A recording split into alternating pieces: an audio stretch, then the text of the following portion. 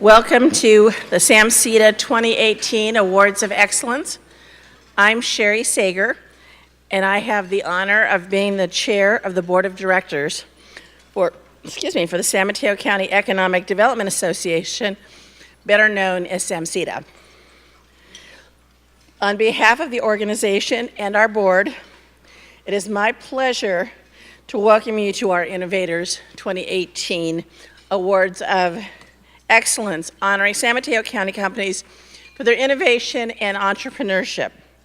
We have a distinguished group of award recipients, including Daniela Gasparini, who is this year's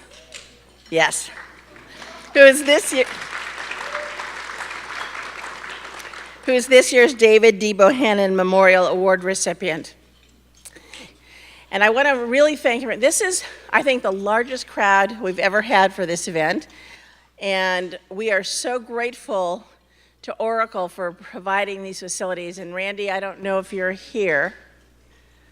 I thought I saw you earlier. And we really appreciate that, but we're getting close to outgrowing this space, which is both good and bad, because this is such a wonderful place for us to have our event. I want to thank the Board of Directors for Samceda. The officers and directors, they're incredible. They're extremely dedicated. They, come to our meetings, they participate online, they come to events, and they contribute not only to Samceda as a board, but individually with their companies to the life and the quality of life here in San Mateo County. So I would like to ask all of my fellow Samceda board members to please rise and be acknowledged.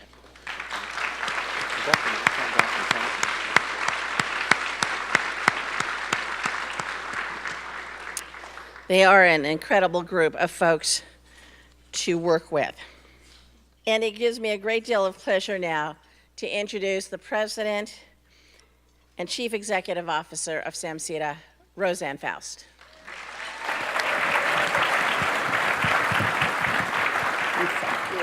I added the staff. Thank you.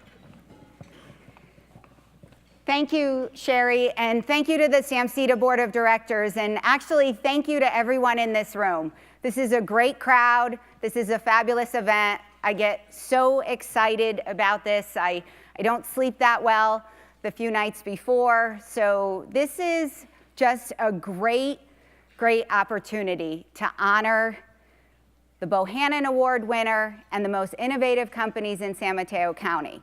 But before we get into that program, I'd like to thank our sponsors, because as any of you know who do events like this, we can't do what we do without these companies and these sponsors, and we are incredibly grateful. I mean, the amount of logos up on that screen, but I'm gonna call them out and I'm gonna go quickly.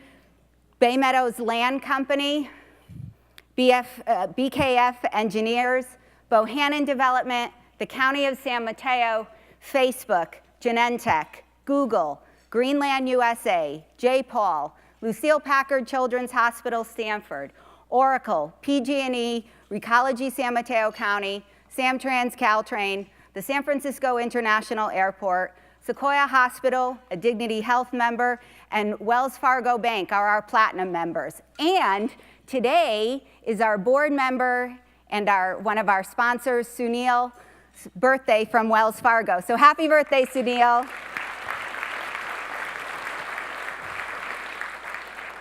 I'd sing happy birthday, but then I'm not sure he'd come back to a board meeting. So I would also like to thank our corporate sponsors. We are very grateful because Sherry mentioned public-private partnerships. And we have the City of Menlo Park, who's one of our corporate sponsors, the City of San Mateo, Embarcadero Capital Partners, Hanson Bridget, Kaiser Permanente, Summerhill Housing Group, Webcor Builders, and WL Butler. Please give them a round of applause.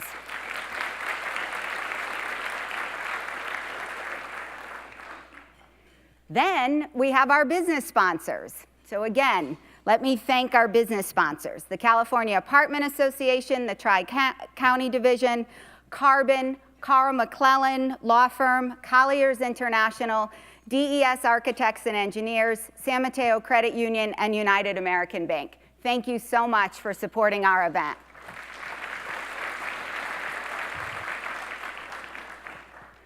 So, our media sponsors. This event is filmed today by Peninsula Television, better known as Penn TV. What we do is we not only show it on cable, but we also put it on the Penn TV website. We break up the clips of each of the innovators so that they can use it for marketing purposes, and it helps us showcase these companies that are incredibly innovative in San Mateo County. So we want to thank the San Francisco Business Times, who is our print and online sponsor, and Peninsula Television. Thank you.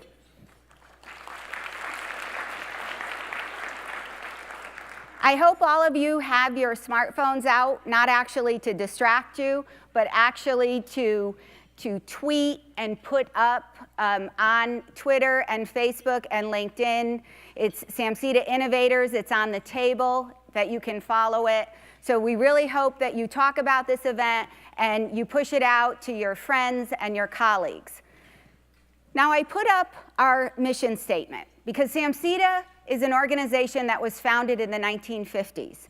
And we are grateful for the founders of Samceda and what we are about, what we were about then in 1950, and what we are about today in 2018. And that's really being a champion for the business community and celebrating business and bringing our partners, and that's government, that is government as it relates to elected officials, it is our nonprofit partners and our educators, and it is bringing them together to talk about business, economy, and policy.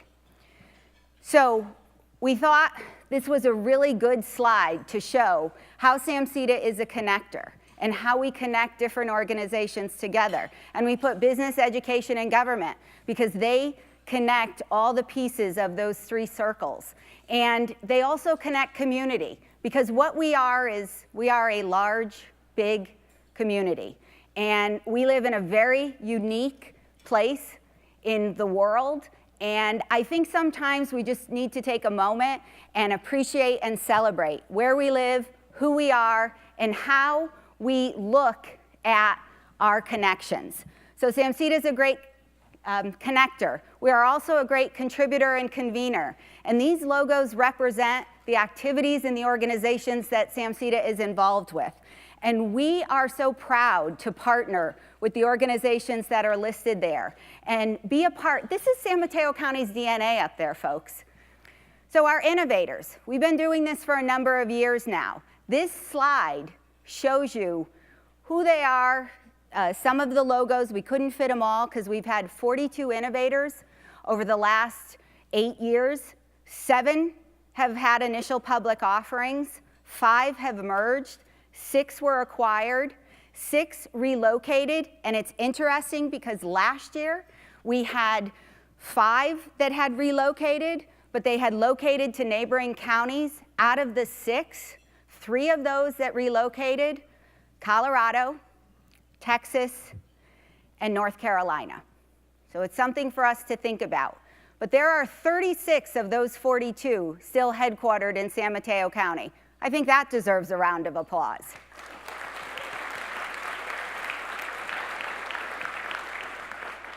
And those companies employ 17,000 individuals. 17,000 are employed by our innovators that we've highlighted. I'm kind of excited about that, so I hope you are too. Samceda is about bridging the past to the future and connecting our past and our present. And the David D. Bohannon Award was started back in 1995 to honor individuals that combine business, smarts, and philanthropy and community give back. So you need to have both of those qualities to be honored with the David D. Bohannon Award. These are our past winners from 1995 to the present. I'm actually going to bring up the grandson of one of the founders of Samceda, David D. Bohannon II, to give the award today. David?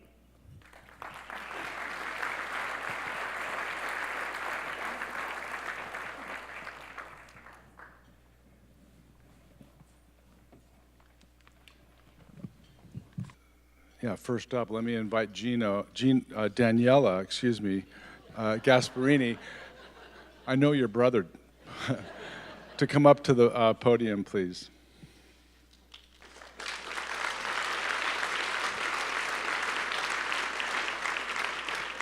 Please join me in congratulating Daniela Gasparini as the 2018 David D. Bohannon Memorial Award of Excellence recipient.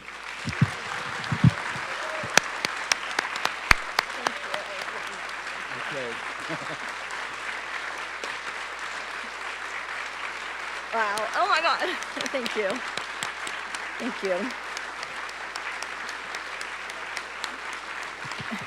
Okay, you sit down, because I know the reason why you stood is because you can sneak out easier. I've done that trick myself. Most of you in this room who know me are worried about two things. One, what I might say, and two, how long I might go. So take your bets now as to who might win. But David, thank you so much. Where did you just go? I think you're right there. Thank you so much. Roseanne, where are you?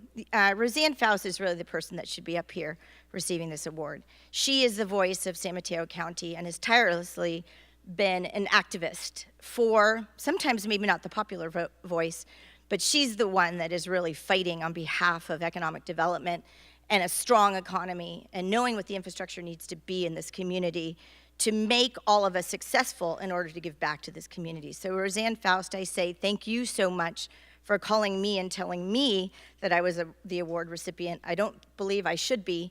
I think it should be you, and David Bohannon said my brother earlier, which I would agree wholeheartedly. Let me say one thing. There was a quote, and I don't know if any of you got to see it, but it was something that Roseanne had given to me, that David Dewey Bohannon had said, "I have faith that every individual wants to improve his life and believe that all people have the opportunity of achieving success in America." Little did David Dewey Bohannon know, but that was really my father and mother's same sentiment in coming to this country in 1948. They instilled in my brother and my sister and I that our first and foremost responsibility was to get a job, work as hard as we could, physically, emotionally, spiritually, to never waver from family, and to give back. Because if we were to be successful, we had to make sure that everyone was successful.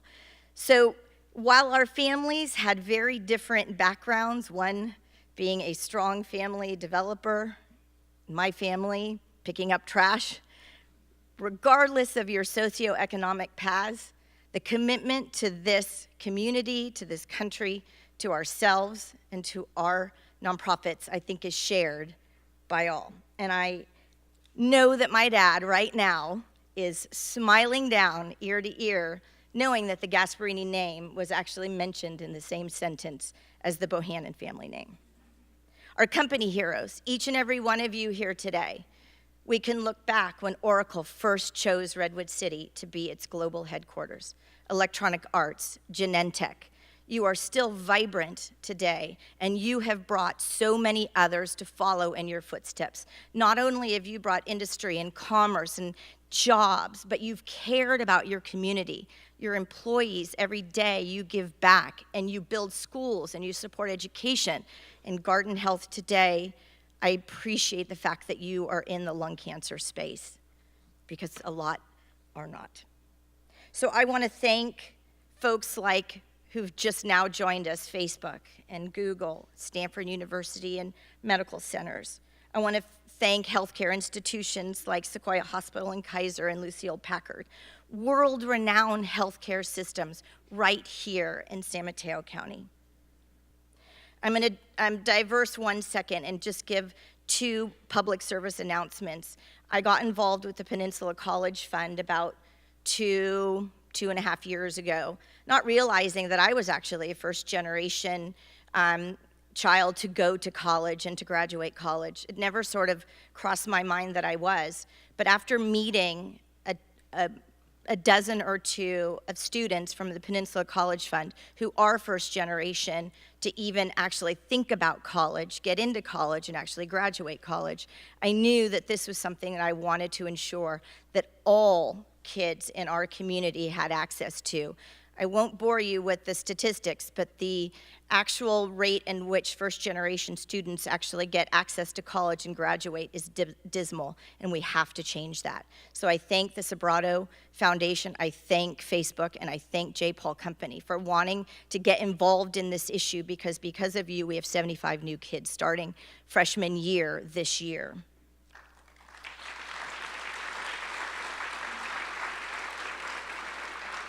The real hero today is Bonnie Adario, and I wish Bonnie was here.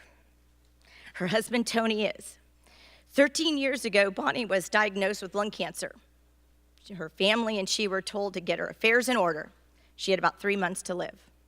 I'm happy to say that 13 years later, in a global foundation, Bonnie and Tony and their staff are working tirelessly to ensure that lung cancer gets his fair share. I'm not supposed to do this, but I'm going to tell you anyway. Lung cancer is still the #1 cancer killer. Lung cancer will take more lives than breast, prostate, and colon combined. Over 150 deaths will occur this year in the United States alone. That's the equivalent of 1/747 going down every day. I also want to dispel the myth that lung cancer is only a smoker's disease. 80% of newly diagnosed individuals either never smoked or quit decades ago. More individuals will die of breast cancer that were smokers than lung cancer. The 5-year survival rate for lung cancer is 16%. Breast, nearly 90%. And yet, for every dollar we raise in lung cancer, 16 is raised in breast. Don't mean to disparage the various cancers, but I just want you to see the underfunded mandate that we have for a disease that claims so many lives and for one that is fraught with stigma. In closing, I want to take a page out of Mr. Bohannon's playbook. I can't do it alone, nor anyone could do it alone. Please help me thank my family here today, my nieces Christina and Nina, and Alan's son, and our daughter-in-law and grandson Drew, for all of your contribution to your communities, to your family, Kevin for always starting new companies and being that innovator in our family, and supporting your families tirelessly. Lastly, to my husband, Alan Beals, who has impacted his community and my life in the greatest way. He has endured his fair share of rubber chicken dinners and supports every cause or organization I come home and say, I just joined. His history in the community actually outweighs mine. He is a lot older too. He has been totally fine, I always say, with peanut butter and jelly sandwiches while I might be at a meeting. He has afforded me and inspired me to start my own company, which is what drives me today, and that is to support nonprofits in their ambition to grow and to be better and to be bigger and to be faster. Thanks for choosing San Mateo County. Congratulations to the innovators who are here today, and of course, thanks to you for choosing San Mateo County as your home.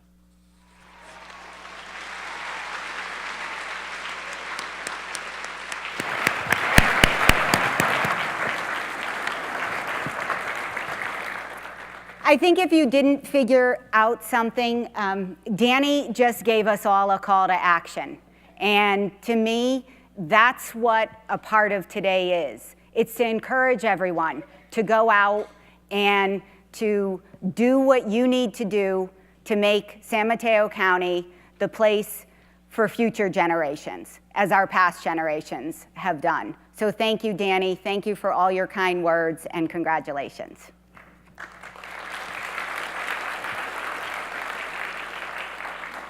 So we are going to move on to our Innovator Awards, and each of the innovators will come up. We do it in alphabetical order by name of company, and the first one, they're going to tell you about what they do and who they are, and this is a fantastic group. And the first one is Maureen Fan, who is the president and CEO of Baobab Studios. Baobab Studios. Thank you. Hi, everyone. I'm the CEO and co-founder of Baobab Studios. I'm going to show you a quick clip about what we do, which is VR animation, and then talk a little bit more about what our company does. At Baobab Studios, we're focused on doing immersive storytelling in virtual reality with characters that audiences can fall in love with. I had been working for over 20 years directing feature animated films as a director on Ants and a writer and director on all the Madagascar films, and put on a VR headset for the first time. It blew me away. It's like this undiscovered frontier. We see virtual reality as a new medium for telling stories and creating great cinematic experiences that are character-driven. It allows people to be taken to places and to worlds that otherwise wouldn't exist. When audiences saw Invasion, they reacted to the world and the characters in ways that we never imagined. And that interactivity and that connection and that eye contact was really significant, and we realized we were really onto something. So then when hand controllers came out, we started our next piece, Asteroids, determined to make the viewer a character inside this story that had hands that could actually interact with the world around them.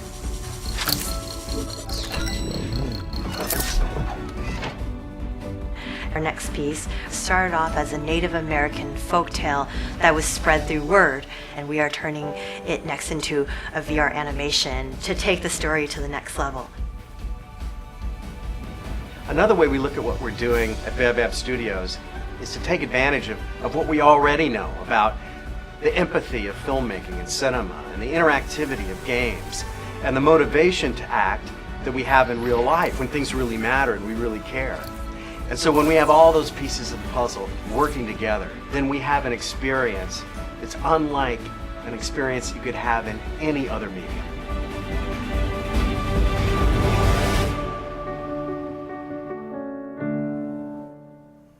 How many of you guys have tried VR? Okay, all of you who haven't need to try it immediately for the sake of our company, but also for the entire industry in Silicon Valley. Okay, another question. How many of you consider yourselves athletes? Okay. How about singer-songwriters or musicians or rock stars? No one? How about astronaut? None. Okay, well, if you guys were 5 years old, you would have probably answered yes to all 3 questions I just asked. So the question is, what happens from when you're 5 to becoming an adult that makes you think that you're not? For me, yeah, jobs. For me, I dreamed of being She-Ra, Princess of Power, which is why I'm CEO of this company. But I believe that there's still a dreamer inside us all. And something happens as we get older where we start conforming to societal values of fame, money, fortune, beauty. But I still believe there's a dreamer inside us all. And I know this to be true because it's why we go to the movies or play games. It's to experience stories and characters beyond those that we can meet and experience in our daily lives today. And I believe that animation does this better than live action, because while live action is still constrained by reality, animation is constrained only by the creativity within the director's head, which is freedom, which means you can imagine anything possible. And for animation, it's art in motion. It makes you believe that this world that's completely imagined is so real that you think you could reach out and touch it.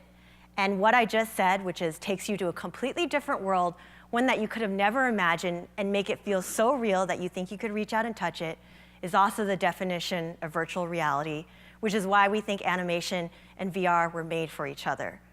And the mission of our company is ultimately to bring out that sense of wonder that you had when you were a 5-year-old, to inspire you to dream again, and to make you realize that you have so much more potential within yourself than you realize. And if we would just dare to let ourselves dream, that we would actually go for it and fulfill more of our potential. And so that is ultimately the mission of our company. So I co-founded this company with Eric Darnell. He's the writer and director of all four Madagascar films. I'm guessing you guys have hopefully heard of that film. And he netted $2.5 billion in the box office, which I like to say because that's how I sell the company. But he also directed Ants, so PDI DreamWorks' first ever full-length animated film. So he's the chief creative officer. And my third co-founder, Larry Cutler, actually graduated from Stanford about a decade before me. He went to Pixar early days in Toy Story 2, as well as Monsters, Inc., and then went on to become DreamWorks' global head of character technology across all their films, and is also a judge for the Technical Achievement Awards.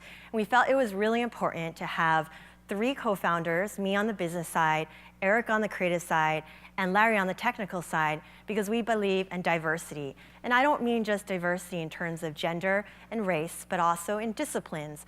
Oftentimes CEOs will naturally bias towards their own function, and it's important once you have diverse points of views to make sure no individual discipline overpowers another. Therefore, we have more balanced decision making. And just quick background, while my other two co-founders come more from film, I was at Pixar on Toy Story 3, but most recently I was vice president of games at Zynga, where I was there for 6 years, right when they started, and looked over the Farmville franchise for 6 years, so a very long time. Crazy ups and downs, but taught me a lot about starting companies. But we think storytelling is ultimately incredibly important because how many of you guys have read the book Sapiens? A few of you. It's a really amazing book about the theory of evolution and why Homo sapiens won out amongst all as a species. And one of the hypotheses is because of our ability to tell each other rumors or storytelling. And in VR, and in film and books, you read about it and you think, what would it be like for me to actually be in that scenario? But in VR, you can actually be that character. You're actually role-playing. You're not just passively wondering, what would I do? You actually act. And people say you don't really have memories of watching movies, but when people come out of the VR headset, they remember, they have dreams about it. They actually remember going through that. So what does it mean? I know Striver is here. Jeremy Bailenson at Stanford has done research studies of you inhabiting, looking at a mirror and seeing that you are a black woman, or going through the experience of being someone homeless. They show that once you take the headset off, you actually react differently to that demographic group. You have more empathy. You actually feel the way, more so the way they feel, and you are more likely to donate, you're more likely to help to these, with these groups. So it does actually bring out your empathy. So we've created 3 pieces so far. And our latest is the one I'm most excited about when we haven't launched yet. It's called Legend of Crow, and it's based off of a Native American tale about how the crow used to have gorgeous rainbow feathers and a beautiful singing voice. And in our piece, it's John Legend. He's as amazing as everyone thinks he is. But he flies into the sun to bring warmth and fire back to the earth to sacrifice for the community, but in the process, burns all his feathers black from the sun's flames, and the voice becomes like a crow's that you know today.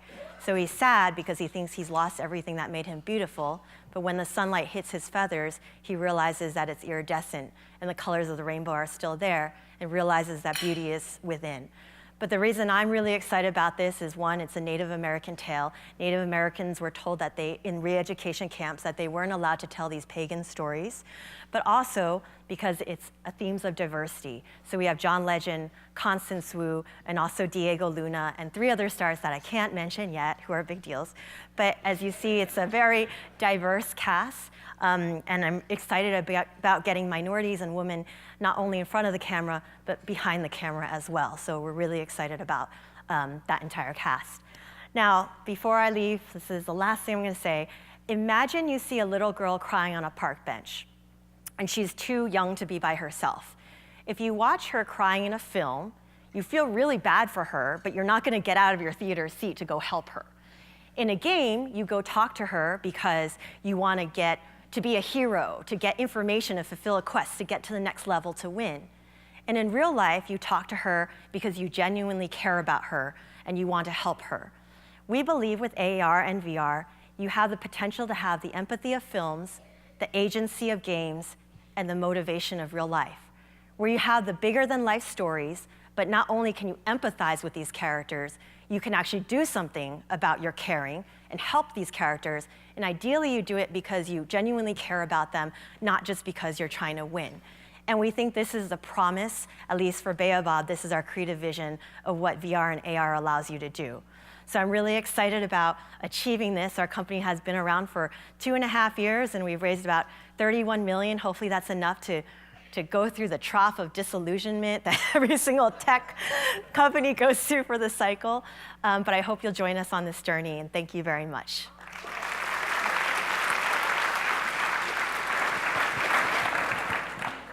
Let's give another round of applause to Maureen Fan, the president and CEO. So how many after that talk are going to go out and try AR and VR?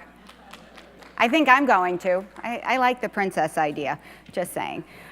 So our next company that we are bringing up is Guardant Health, and we have the co-founder and CEO, Helmy El-Touki.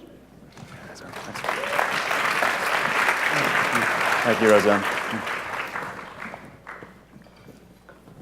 Yeah, so I want to say it's an honor and a privilege to accept this award on behalf of Guardant and the patients that we serve. I'm a lifetime resident of the Bay Area, most of that in Redwood City, and I really feel blessed to be part of this community. I co-founded 2 companies in Redwood City, and I don't think that would have been possible almost anywhere else. We have such an amazing confluence of talent, access to capital, and pretty darn good weather as well. So, let me tell you a little bit about Guardant. Our mission is to conquer cancer with data. The company is about 6 years old. We've raised about $500 million in financing. We're going to probably cross 400 employees this year. We work with top global pharma companies, but most importantly, we've helped over 60,000 patients with cancer. Our products are available in almost every cancer center in the United States, and we're in about 42 countries right now. So let me tell you a little bit about what we do. We're one of the pioneers in this concept called a liquid biopsy, which is a way of essentially seeing signatures of cancer in a tube of blood. And so the first test we launched about 4 years ago is able to serve late-stage cancer patients where they're often not matched with the best possible treatments because the physicians don't really know that much about what's driving the disease. And the only way to do that before our test was actually to physically cut a piece of the tumor out through a biopsy. And so we can get that information through a simple blood test today. There are about 1.65 million metastatic patients in the US. As we make our technology more sensitive, we'll be able to help almost 10 times as many individuals, cancer survivors, those who had cancer but now are worried about recurrence. And every single one of those patients is worried that they're going to wake up one day and their cancer is going to be back. And so we're very close. We have a large research program developing a product there, and we're very close to launching something for that population. But the vision from day one has been to get to a level of sensitivity and specificity such that we can essentially enable that idea of a simple blood test at an annual physical. And we have a large research program working on this as well. And so eventually we'll have a continuum of tests that span the entire care continuum from beginning to end. So before we launched our first test, Guardant 360, I'll take the example of lung cancer that Danny so eloquently talked about. It used to take about 4 weeks, cost about $15,000 for a tissue biopsy, with a 19% complication rate and a 1% mortality rate. So not easy to get that information that's so critical for treatment for lung cancer patients. With our test, now it's a simple blood draw, under 7-day turnaround time, and probably about a third of the cost of the biopsy-based approach. I can tell the story and how critical it is, but I'll leave it to Mark, who's a patient, a lung cancer patient that we helped a couple of years ago, who can tell the story much more eloquently than I can. I just have a sense of freedom, flying through the woods, up and down hills. It's a big kick for me. My name is Mark. I'm a professional photographer in Atlanta, Georgia. I've got 3 daughters, very happily married. I'm an avid cyclist, and I've got stage 4 lung cancer. My scan indicated a 5.1 centimeter in length tumor and metastasis throughout my chest cavity and a cancerous lymph node on my liver. Once it started to sink in, I just knew that it was going to be a tough fight, and I'm prepared. Genetic mutations are what treating lung cancer is all about with successful outcomes. I was told that there was nothing there that's targetable. That was probably the biggest blow. Blood biopsies, or liquid biopsies as they call them, are kind of on the horizon. I said, I'll be happy to give up 2 vials of blood if we might be able to find something. And sure enough, we got the good news that the Guardant 360 test had revealed an EGFR mutation. I about dropped the telephone. I'm enjoying dramatic results. With this cutting-edge testing, we can cut out a lot of the guesswork and match mutations to known effective therapy. I had a lot of things in my life to look forward to, one being my daughter's wedding, and I'll have a high school graduation coming up for my youngest daughter. I've got all the tools that I need to fight this, and I am grateful every day.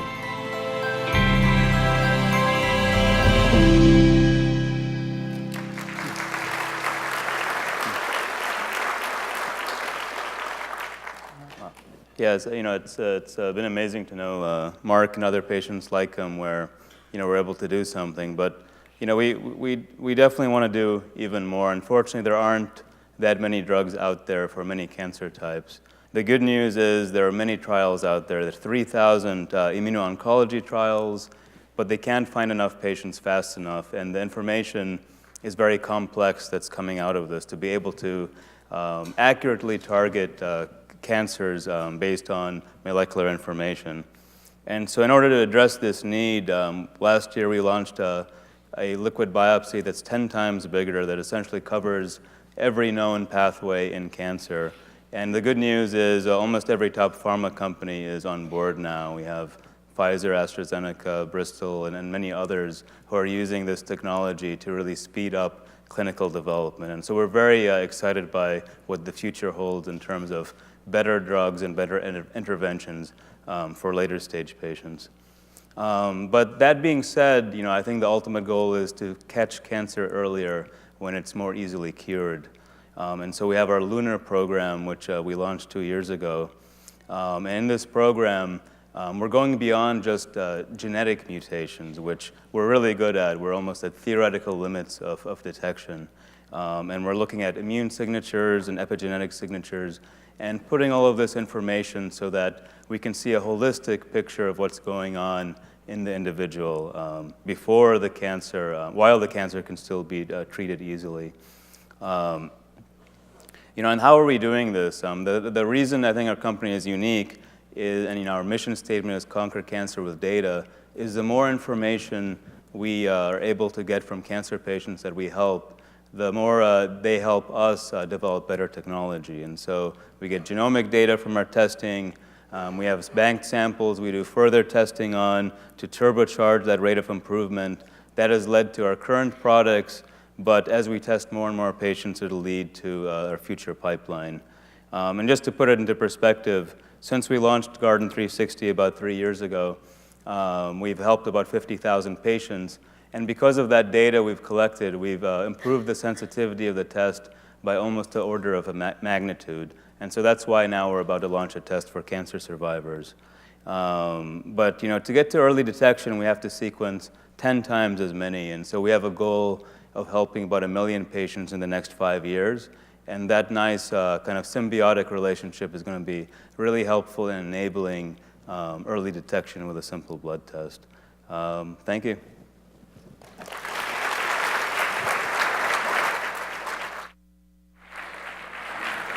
Thank you to Helmy El-Touki, the co-founder and CEO of Guardant Health. Thank you. The good news is there are many trials out there. There's 3,000 immuno-oncology trials, but they can't find enough patients fast enough, and the information is very complex that's coming out of this to be able to accurately target cancers based on molecular information.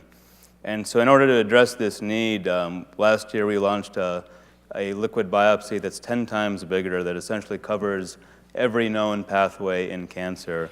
And the good news is almost every top pharma company is on board now. We have Pfizer, AstraZeneca, Bristol, and many others who are using this technology to really speed up clinical development. And so we're very excited by what the future holds in terms of better drugs and better interventions for later stage patients. But that being said, I think the ultimate goal is to catch cancer earlier when it's more easily cured. And so we have our LUNAR program, which we launched 2 years ago. And in this program, we're going beyond just genetic mutations, which we're really good at. We're almost at theoretical limits of detection. And we're looking at immune signatures and epigenetic signatures and putting all of this information so that we can see a holistic picture of what's going on in the individual before the cancer, while the cancer can still be treated easily. And how are we doing this? The reason I think our company is unique is, and our mission statement is conquer cancer with data, is the more information we are able to get from cancer patients that we help, the more they help us develop better technology. And so we get genomic data from our testing. We have banked samples we do further testing on to turbocharge that rate of improvement. That has led to our current products, but as we test more and more patients, it'll lead to our future pipeline. And just to put it into perspective, since we launched Garden 360 about 3 years ago, we've helped about 50,000 patients. And because of that data we've collected, we've improved the sensitivity of the test by almost an order of magnitude. And so that's why now we're about to launch a test for cancer survivors. But to get to early detection, we have to sequence 10 times as many. And so we have a goal of helping about 1 million patients in the next 5 years. And that nice kind of symbiotic relationship is going to be really helpful in enabling early detection with a simple blood test. Thank you.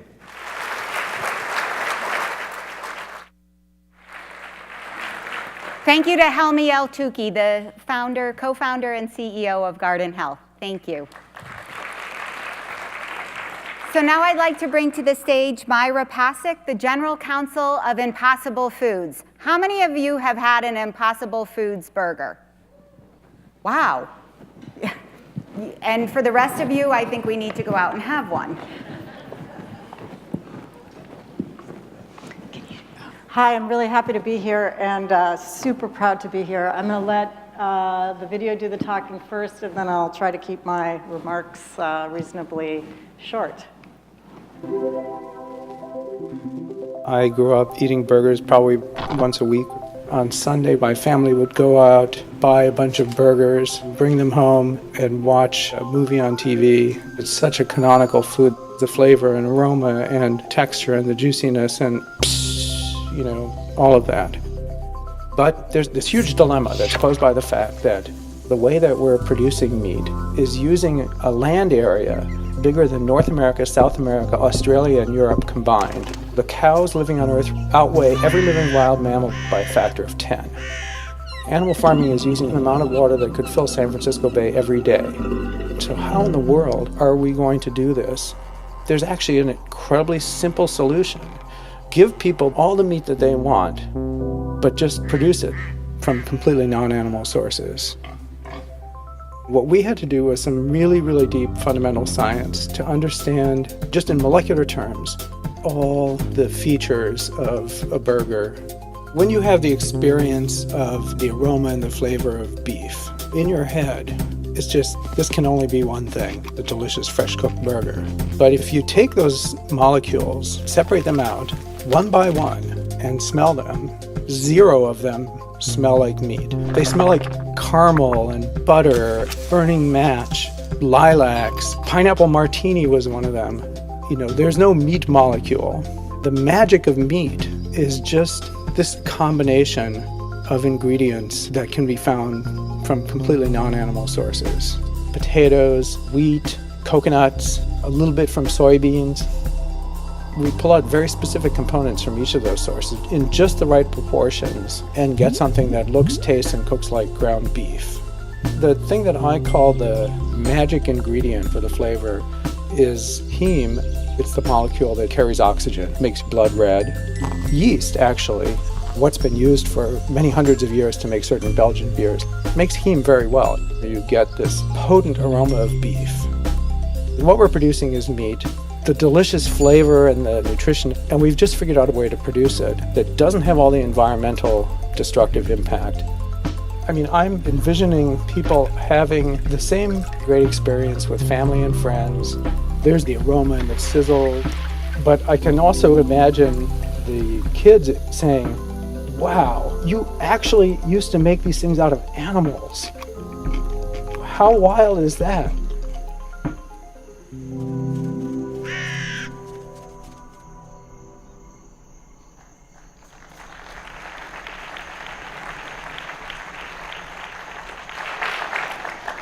Let me say first that my founder and CEO, Pat Brown, is a genius.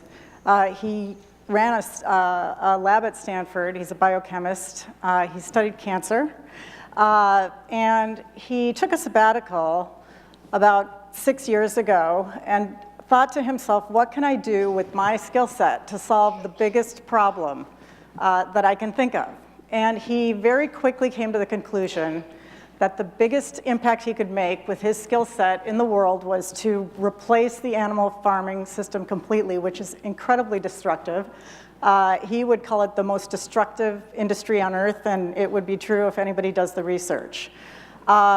He decided that with his skill set, he could find a way to make a technology that would make meat directly from plants rather than having to use an animal as the method of production in between the plants and the meat. I mean, a cow eats grass, it turns that grass into its body, and we kill its body and we eat that food. So his idea is just take the animal out and go directly from the plants to the meat. So if it's not clear from the video, the animal farming industry is the biggest driver of water usage in the world. It is a bigger greenhouse gas emitter than any industry in the world, including transportation. And if you include in transportation virtually every car, train, truck, boat, rocket, airplane, everything. The reason no one talks about it is because people have thought up to now that it's not a solvable problem. And Pat Brown, the genius biochemist, decided it is a solvable problem. So he founded Impossible Foods in Seaport Center in Redwood City, and was able to attract an amazing team of scientists. But I'm getting ahead of myself. Let's just talk about the burger. We decided to make a burger first because, well, for a simple reason. It's an iconic American food. Everybody loves a burger. And the ground beef market in the US alone is a $30 billion market. About 10 billion pounds of ground beef are sold every year in the US, and about half of that is sold in restaurants. So we decided to go after the ground beef market, and we only sell our product in restaurants, and at this point we're in about 900 restaurants all over the country. So that happened pretty quickly, and I've kind of been there for the whole ride. So it's been really exciting to go from a research company all the way to serving burgers in restaurants that all of you can go to, like Gott's Roadside in Palo Alto. The counter carries our burger. There's a small restaurant called Vino and Teca in Palo Alto you can get it at. You can get it at Jardiniere in the city. You can get it at Umami Burger, Fat Burger, Wall Burgers on the East Coast. So it's pretty exciting that we've ramped up to this point already. And so going back to our roots in Redwood City, when I joined the company, there were about 30 employees. We employ now over 300. Pat was able to attract some of the most amazing scientists to his team. And what that team does is basically it started out reverse engineering meat. They took meat, they broke it down to the molecular level. Like Pat talked about on the video, if you go down to each molecule of meat, you can kind of figure out what it is and what it does and what function it performs in meat. And then the scientists can take plants and try to find molecules that will do exactly the same thing as the molecules do in meat. And our science teams have cool names like Protein Disco, which stands for Protein Discovery. That group looks at plant proteins and purifies them into their pure form and sees what kind of tricks they'll do when they're in their pure form. Every plant has a gamish of different proteins, but it turns out if you separate them into their own little groups, that they'll do really neat things that they won't do when they're all diluted and mixed up. So for instance, you might find a plant protein that will give you a stretchy material like pizza cheese and things like that. So the scientists got busy in the lab with the food, and the kitchen got busy trying to make these things into animal products. So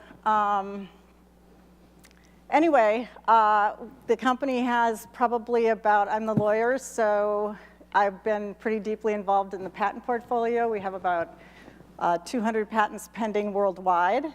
The one key discovery that Pat talked about on the video was the heme molecule. The scientists found that heme is the magic molecule that makes meat taste like meat. I'll try to explain it really simply. So in your blood, you've got hemoglobin. In your muscles, you've got myoglobin. Myoglobin is what's in meat. It's a heme cofactor, which is a molecule, and it's surrounded by a protein. So if it's myoglobin, it's a different protein. If it's hemoglobin in your blood, it's a different protein, and we get our heme protein from plants. So the only difference is the protein surrounding this very same heme cofactor. The heme cofactor is atom for atom identical in meat, in your blood, or in leg hemoglobin, which is where we get our heme protein. So what happens when you heat up meat is the protein denatures and opens up, and that heme cofactor floats out, and say that you've got a burger on the grill. Floats out and starts catalyzing flavors with all the amino acids, simple sugars, vitamins, and minerals that occur in the muscle tissue of meat. The reason everybody wants to eat their burger right hot off the grill is because all that flavor chemistry is popping at that time. If you stuck your hamburger in the fridge and tried to eat it the next day, it would taste like cardboard. So it's that flavor chemistry that really makes the magic of meat. And what Impossible Foods has done, under the leadership of Pat Brown, is recreate that exact same flavor chemistry in a plant-based product. So we took a plant-based heme protein. Heme is the stuff of life. You can't live without it. You die. That's why carbon monoxide works to kill people, because it hooks to the heme protein and keeps it from delivering oxygen. So it's a ubiquitous molecule, but we got ours from plants, and basically recreated that flavor chemistry in a 100% plant-based product. It's an incredibly exciting company. I've loved every minute of working there. And as Pat says, we're not done until we've created a substitute for virtually every food currently made by animals. And he says that when we're done, you'll be able to see the impact from outer space of what we've done. One statistic I'm going to leave you with is animal farming currently uses 3/4 of the dry land on Earth between growing food for animals and raising the animals. Again, it's the biggest driver of using water, it's the biggest driver of greenhouse gases, and it's the biggest driver of eliminating wild animals from our planet, because we just keep using more and more land to make food from animals. So if Impossible Foods is successful in making meat eaters love meat from plants as much as they love meat from animals, we can make a big difference. So I'd encourage everybody to go out, give it a try. Give us your feedback at hello@impossiblefoods.com, and we're going all the way.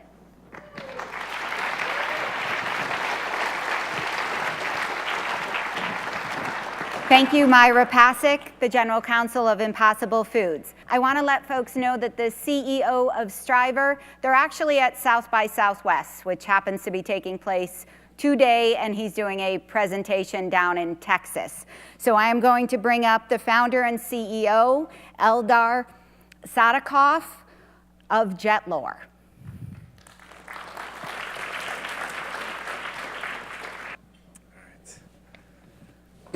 So I don't have any videos. I've listened to all these presentations, and everyone had a video, and I thought, wow, this is going to be tough to wow this crowd. But I have some visuals, I have some slides, and hopefully I can communicate the basic idea behind Jetlore quite easily. So AI is a very hot topic nowadays. I think you hear this word probably way too many times. It's almost, it almost became, lipstick on a pig. It's just everyone talks about it. I think one of the exciting things about AI is that it needs to be applied in a very concrete, vertical-oriented way. And hopefully today you'll see one of the examples of how this could be applied. So first, a little bit behind Jetlore, a little history on us. We're a technical company, so I think a big theme about many companies that came out so far has been that it's technology companies. It's technical companies, and we're pretty much in the same vein. The company was started by 3 PhDs, including myself, and we now have half of our management team have pursued or have finished their doctorate degrees. And we've also been lucky to come out of Stanford, incubated at Stanford. Also, the founders came out of Stanford, and we got recognized, because of our innovation, our growth. So, I'm very excited to be privileged to be recognized by San Francisco Business Times and Gartner. One of the biggest hurdles with existing systems is that they support one-to-many relationships. They support this kind of this segment-based style where we try to approximate a human with a group of other humans that look like me versus treating me as a standalone individual with unique attributes about me, with unique things about me, like, I like gray color when I buy suits, or, I like specific brands, and, I'm size medium, and I like trim fit, that type of stuff. And what's, the basic idea behind Jetlore is really about treating individual consumer as a consumer. So this is me, and what is the set of attributes that uniquely defines me? Why am I buying this item? Why is this important? What's driving my purchases? And not trying to approximate me with just high-level segment and saying, hey, you look like 30-something-year-olds that live in San Mateo. That's not enough. I want to be treated as a standalone individual with my unique preferences and attributes. So at a high level, this is the basic idea behind Jetlore. You have a consumer like Mary. She shops online. Pick any of your favorite retailers, Neiman Marcus, Nordstrom, somebody like that. And she comes on site. She goes to the stores on a regular basis, and what we want to know is, behind all this data, behind everything that she's doing, what defines her uniquely? Is this, is she petite size? Does she like V-neck and 3/4 sleeve? Does she like cashmere as her favorite material? And what is the set of brands that she feels very loyal to? Those are the examples of things that we want to predict about that consumer and uniquely calculate the exact probability of this consumer having that preference, this consumer likely to buy cashmere versus cotton versus something else.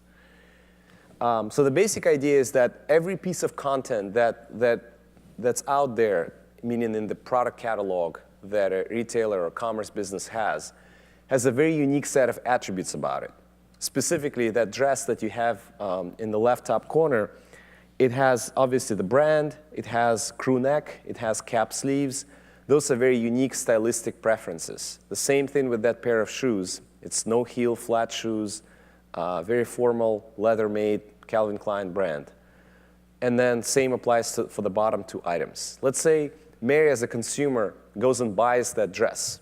Naturally, we can say that the attributes of that dress probably describe this consumer, meaning that what this means is that if the woman bought that dress that means that cap sleeves and foxstrap skirt and crew neck is something that she cares about.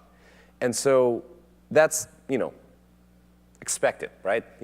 If the woman bought it, there's probably a reason why she bought it. But the question is, which ones are more important? What are the specific things that made her buy it?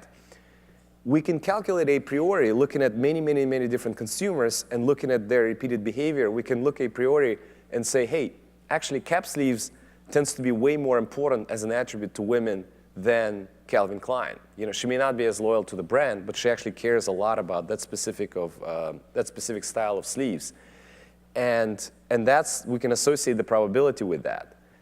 And that's what Jetlore is all about. We want to be that prediction company. We want to be that prediction platform that will predict what each consumer is all about, what they're looking for, so that then when we go to our favorite stores, our in-store associate will greet you and will say, hey, I know that you tend to prefer petite size or you tend to prefer plus size, and I know that you like this set of brands, and I know you like blue when it comes to shirts. I have some inventory for you. Or you call a call center and you say, where is my order? And they tell you, listen, and they know who you are and they know what you're likely to buy. And the same thing with on-site, online experience. Every time you're going to go to a site, the site needs to sort all the content for you so that the items that you'll see will fit you, will match your style, will match your size, will match your color preferences. That's the vision we have, and we want this not just for retail, but we want this for any consumer company, whether it's travel, and you're thinking of amenities, what amenities you actually like in hotels, flights, hotels, retail, and media businesses, meaning that you go and read content online. Well, we need to know what you actually are going to, what sort of attributes you care about in the content. I gave you some applications, but, in-store experience, on-site search, automated email content, automated content of home pages and mobile applications. Those are just some of the examples of the things that you can do with our platform. We're a fast-growing business, growing, doubling every year, and very excited to be here and be recognized at this ceremony. Thank you. Thank you to Jetlore and Eldar Sadikoff, the CEO. So now we are bringing up Varun Badwar, the founder and CEO of Redlock. Varun? Perfect. Thank you. Great to be here. It feels like the Oscars in San Mateo County. It's amazing. Thank you for having us here. Was a video supposed to be here in between? We'll go the video route here first. As your organization embraces public cloud computing, security and compliance challenges can become top of mind. The first challenge is that while the cloud enables your team to be more agile, configuration changes occur without any security oversight, and mistakes are inevitable. The second challenge is that multiple users have privileged access to cloud computing environments, and it's important to monitor for suspicious activities to detect account compromises and insider threats. The third challenge is that without a physical network boundary to the internet, your attack surface increases by orders of magnitude in the cloud.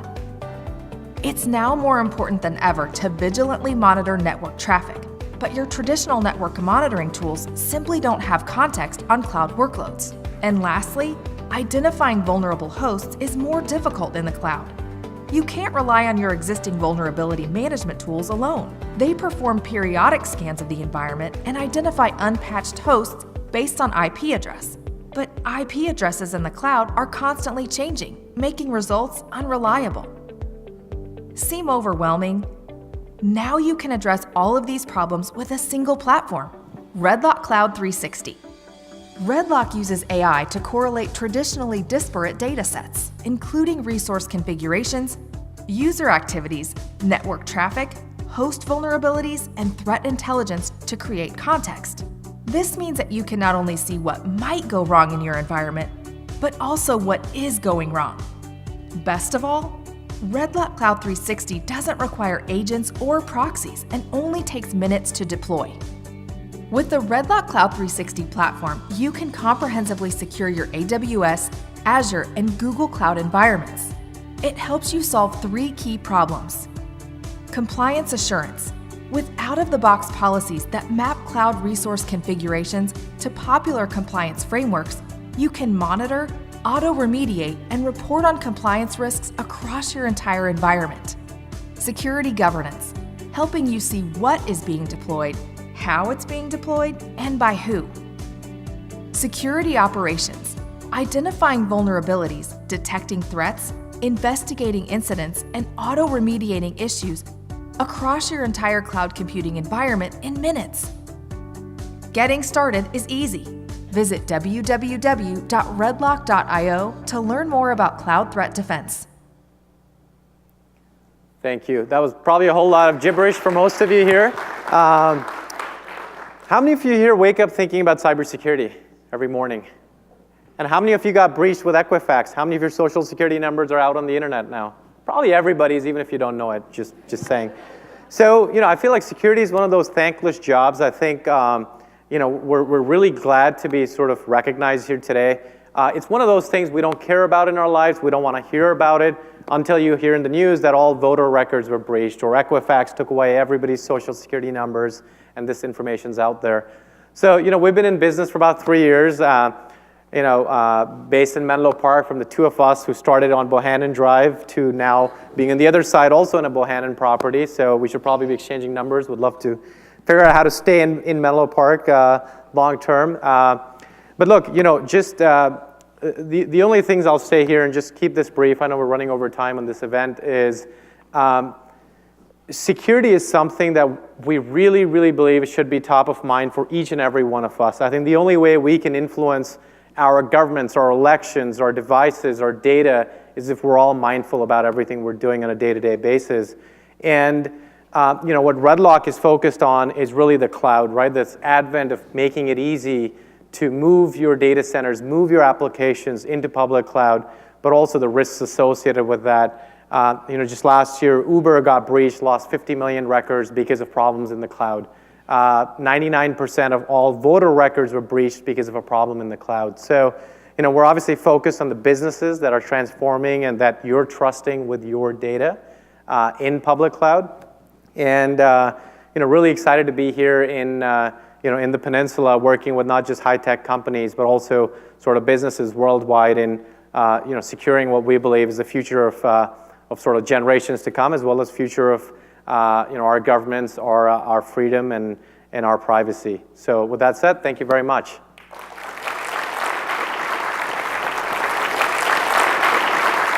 Thank you, Varun, and thank you, RedLock. Thank you for being in San Mateo County. I'd like to bring up our last innovator, Christy Stromberg, Chief Marketing Officer for Shopkick.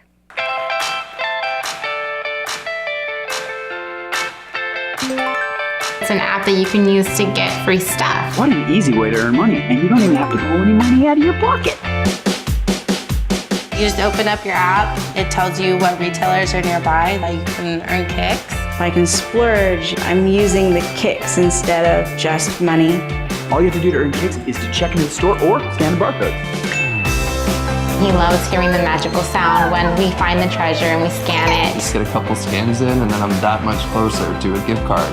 We have saved tons of money by using Shopkick. Shopkick, Shopkick. So hi everyone, and thanks for honoring Shopkick. Hopefully you got a sense for what the Shopkick experience is like from that video. It's a fun app that helps consumers earn points towards free gift cards. But it's much more than that. It's a marketplace business that benefits not only consumers, but also the retailers and brands that you saw in that video. And it's enabled all via the smartphone. So let's take some that Shopkick provides. To consumers, you saw some glimpses of this. It helps them be entertained, but also helps them be empowered and have a sense of accomplishment. They're competing and they're earning.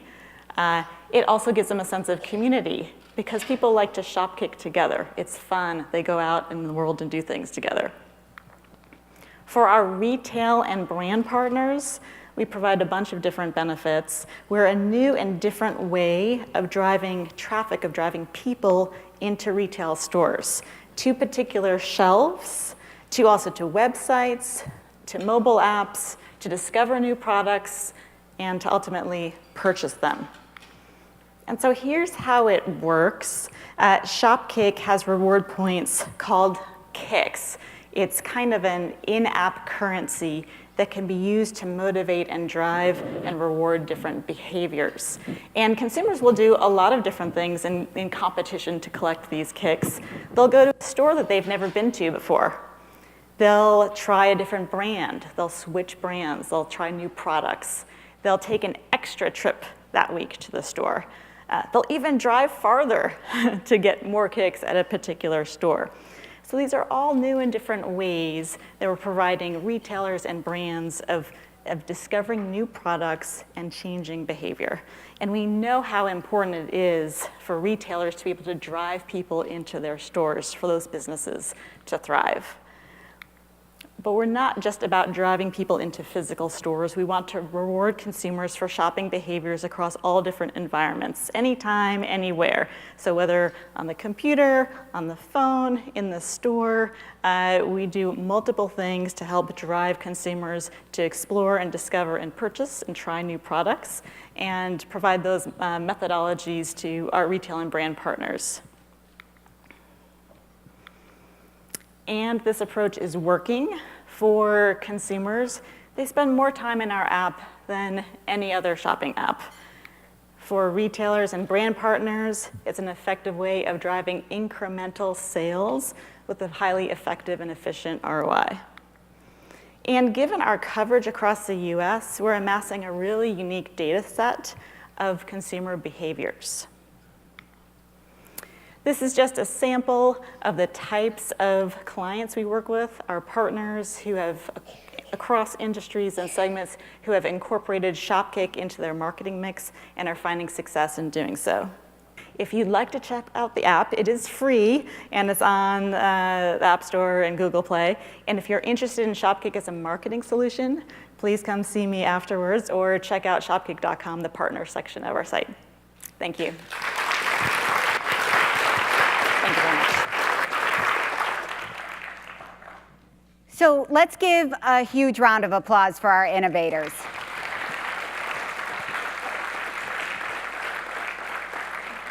I'm sitting back there and I'm thinking about all these companies in San Mateo County and saying, wow, this is our future.